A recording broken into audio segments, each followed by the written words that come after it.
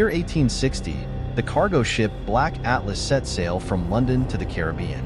The ship was a large, dark vessel with towering masts and billowing black sails. It carried a crew of 30 men, led by Captain Tom Branley, a seasoned sailor with over 20 years at sea. The Black Atlas was filled with precious cargo: silk, spices, and barrels of rum, all bound for trade. The crew was eager and hopeful, expecting a smooth journey across the Atlantic. The weather was fair, the wind was strong, and spirits were high.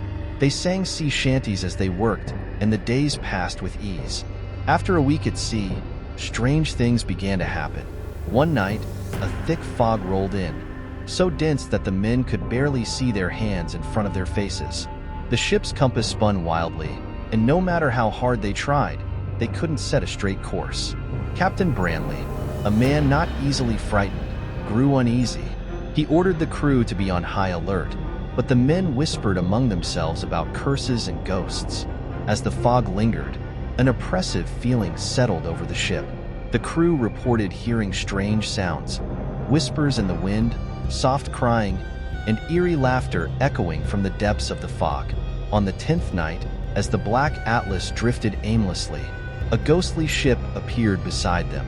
It was an old, rotting galleon with tattered sails and a broken hull. The ship seemed to emerge from the fog itself, silent and eerie. Captain Branley and his first mate, James Jones, peered through their spyglasses. They saw shadowy figures moving on the ghost ship, but there was no sound of life, no voices, no creaking wood, nothing but the soft lapping of waves against its decaying hull. The crew of the Black Atlas watched in horror as the ghost ship sailed alongside them, matching their every move. It was as if the spectral vessel was leading them somewhere. One by one, the crew began to fall ill. Men who were strong and hardy just days before now lay weak and delirious in their bunks. They spoke of nightmares and visions of the ghost ship's crew, skeletal sailors with hollow eyes, reaching out with bony hands. Despite their efforts, the fog never lifted, and the compass remained useless. The ship was adrift in a sea of darkness and despair. Food and water supplies dwindled, and desperation set in. Captain Branley, determined to save his ship and crew, stayed on deck day and night. He scanned the horizon for any sign of land, but there was nothing but fog and darkness. His mind began to fray under the weight of the curse. He heard voices calling his name, saw ghostly figures on the deck at night, and felt a cold presence watching him. James Jones, loyal to his captain, tried to keep the crew together, but fear and sickness had taken their toll. Men muttered about mutiny, and some jumped overboard, preferring the unknown depths to the haunted ship. On the 21st night, a storm hit. Waves crashed over the deck, and lightning split the sky. The ghost ship reappeared, now closer than ever. Captain Branley, in a final act of desperation, ordered the crew to ready the cannons. They fired upon the spectral vessel, but the cannonballs passed through it as if it were made of mist. The ghost ship's crew, now fully visible, stood on deck, their hollow eyes fixed on the Black Atlas. They raised skeletal arms, and a wail echoed through the storm, a sound so chilling that it froze the blood in the sailors' veins. With a deafening crack, the Black Atlas split in two. Men were thrown into the churning sea, their screams lost in the storm. Captain Branley clung to the wheel, his eyes locked on the ghost ship as it slowly drifted away, taking the fog with it. James Jones, struggling to stay afloat, saw the captain's final moments. Branley stood at the helm, defiant to the end, before he was swallowed by the sea. The ghost ship vanished, leaving only a calm, clear night in its wake. James Jones was the only one to survive. He was found days later by a passing ship, drifting on a piece of the wreckage. His hair had turned white, and his eyes held a haunted look. He spoke little of the voyage, but when he did, he warned of the ghost ship and the curse it carried. The tale of the Black Atlas became a legend among sailors, a story told in hushed tones over flickering lanterns. Some said the ship was cursed by a vengeful spirit. Others believed it was a punishment for greed. But all agreed on one thing: the sea holds many secrets, and some are best left undiscovered. Years later, a new crew set sail on a different ship, and among them was a young sailor named Henry Branley, Captain Tom, Brantley's son. He had heard the stories, but he did not believe in ghosts. He believed in his father's bravery and wanted to find out the truth. One night, as his ship sailed through a dense fog, Henry saw a ghostly galleon with tattered sails drifting beside them. His blood ran cold as he realized that some curses never die, and some voyages never truly end. In the spring of 1878, the merchant ship Sunset Chaser set sail from Boston to the port of Buenos Aires. The Sunset Chaser was a magnificent vessel, newly built and equipped with the latest technology of the time. Captain John Warder, a seasoned mariner with a reputation for unerring navigation, was at its helm. His crew was a mix of experienced sailors and eager young men seeking adventure. The cargo hold was filled with valuable goods, textiles, machinery, and fine wines. The weather was perfect, and the crew was in high spirits as they sang sea shanties while working on the deck. The journey promised to be prosperous and smooth. A week into their voyage, the sky darkened, and a storm began to brew on the horizon. Captain Warder, experienced and cautious, ordered the crew to secure the ship and prepare for rough seas. The wind howled, and waves crashed over the deck as the storm intensified. The crew fought valiantly to keep the Sunset Chaser on course. The storm raged for hours, battering the ship and its crew. Amidst the chaos, a strange silence fell over the sea. The wind ceased, the waves calmed, and an eerie, unnatural stillness took hold. The crew, exhausted and weary, looked to their captain for guidance. As dawn broke, the crew spotted an island on the horizon. It was not marked on any of their charts. Captain Warder, curious and cautious, decided to anchor offshore and investigate. A small party, including the captain, the first mate Samuel Adams, and a few crew members, took a rowboat to the island. The island was lush and green, with tall trees and exotic plants. It seemed untouched by human hands. As they ventured deeper into the island, they found signs of an ancient civilization. Crumbling stone structures, overgrown with vines, and strange symbols carved into the rocks.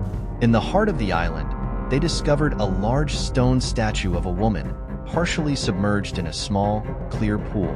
The statue was beautiful yet unsettling, with eyes that seemed to follow them. At the base of the statue was an inscription in an unknown language. Samuel, who had a knack for languages, took out his notebook and began to sketch the symbols. Suddenly, the ground trembled, and a low, haunting melody filled the air. The crew looked around in confusion and fear.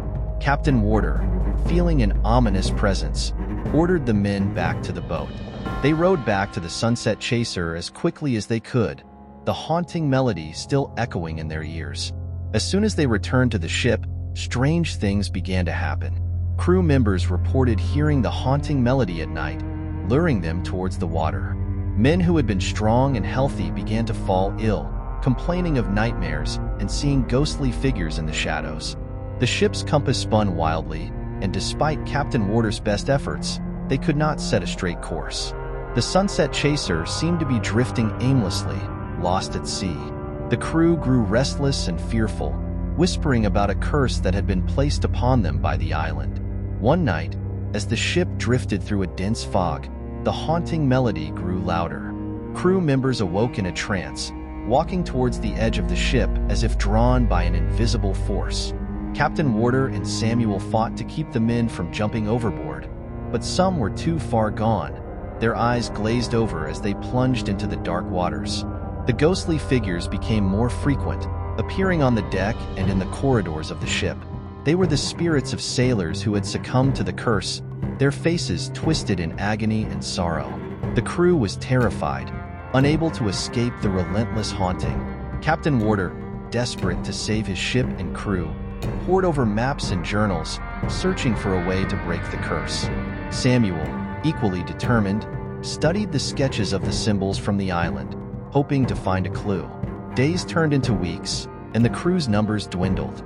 Men succumbed to the curse, either disappearing into the sea or succumbing to madness. The once mighty Sunset Chaser was now a ghost ship, drifting aimlessly through an endless fog. One night, As the fog thickened and the haunting melody reached a fever pitch, Captain Warder and Samuel made a desperate decision. They would return to the island and confront the source of the curse. With the remaining crew too weak to join them, the captain and his first mate took the rowboat and set off. The island was even more eerie in the darkness. The statue loomed over them, its eyes glowing faintly in the moonlight. As they approached, the ground trembled, and the melody grew louder.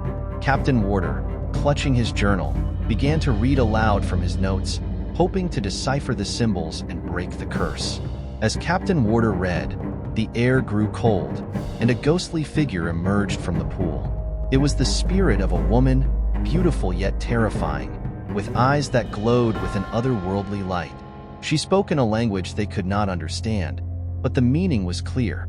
They had trespassed, and they would pay the price. Samuel, in a moment of clarity, remembered a phrase he had deciphered: "Rest the soul, break the curse." He shouted it aloud, hoping it would work. The spirit paused, her eyes narrowing, and then a blinding light enveloped them. When the light faded, the island was silent once more. The statue had crumbled, and the pool was dry.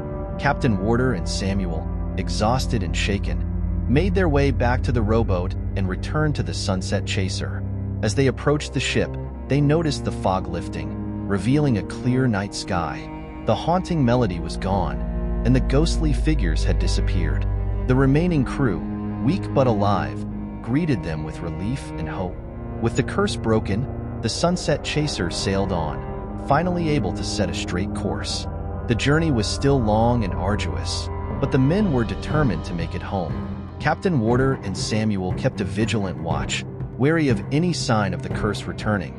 The Sunset Chaser eventually reached Buenos Aires, and the tale of their cursed voyage spread far and wide. Some dismissed it as sailors' superstition, but those who had experienced it knew the truth. The island, the statue, and the haunting melody were real, and the curse had almost claimed them all. Captain Warder retired from the sea, his once unshakable confidence forever marred by the experience. Samuel, haunted by the memory, dedicated his life to studying ancient languages and curses, hoping to prevent others from suffering the same fate. The legend of the Sunset Chaser became a cautionary tale among sailors, a reminder of the mysteries and dangers that lurked in the uncharted waters of the world. Some said the island had disappeared, swallowed by the sea, but others believed it still existed, waiting for the next ship to stumble upon its cursed shores. And so, the Sunset Chaser sailed into legend, a ghostly reminder of the perils that await those who dare to venture too far into the unknown.